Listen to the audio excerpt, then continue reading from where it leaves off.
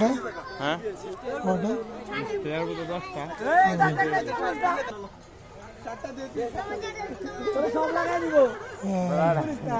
শার্টের বোতাম ছিঁড়ে লাগছে বাচ্চারা।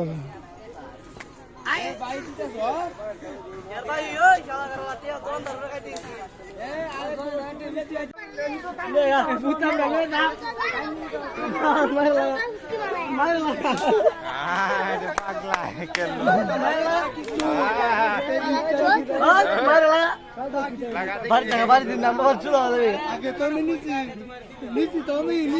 বোতামটা নাও, বোতামটা